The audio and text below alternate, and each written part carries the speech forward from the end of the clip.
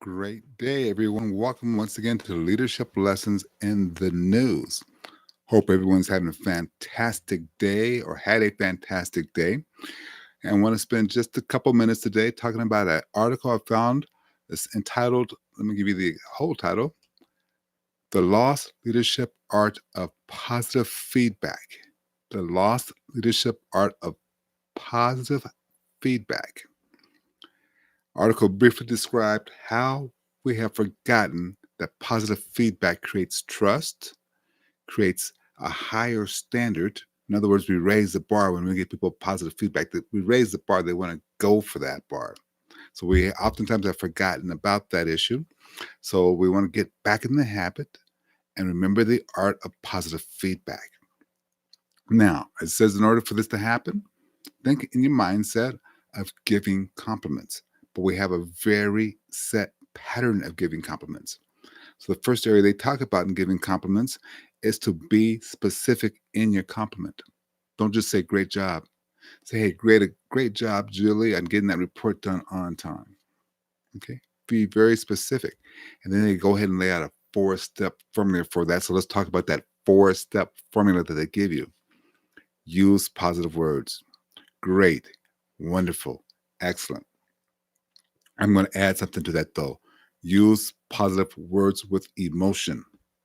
Hey, that was great. Wonderful job. Excellent. Way to get that done. And then they go back to cite specifically what went well. So say specifically what went well. Okay.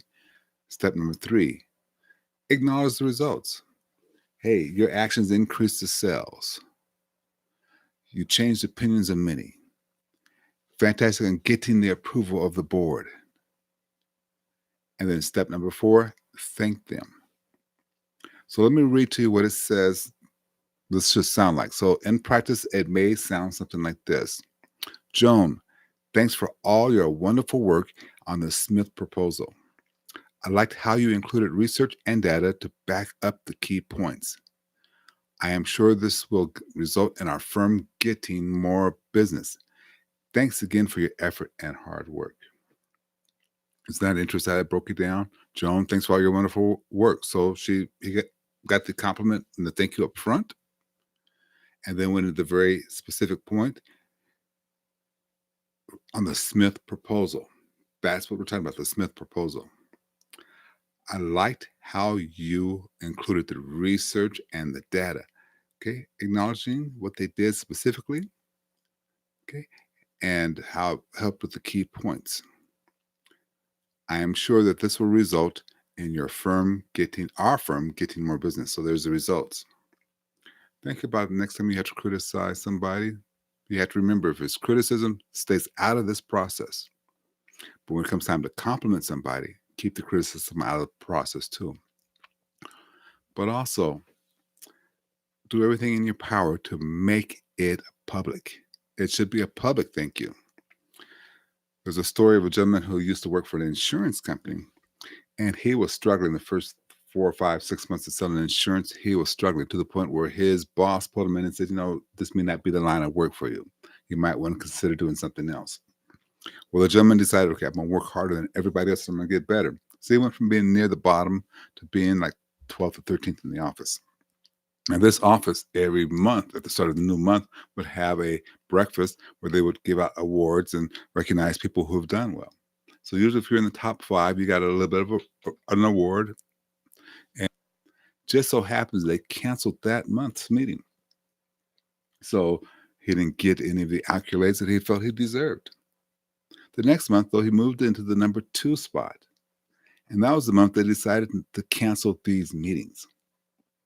So these meetings that got canceled, they weren't going to give any more accolades once a month. They're just going for once every year to have a big party and celebrate, save the money for that, and just have a big party in a foreign location, off on the beaches or something. And so he didn't get that accolade then. Within 2 months, he was working for a different insurance agency. They lost one of the top producers because they stopped giving accolades. Now, you have to keep that in mind.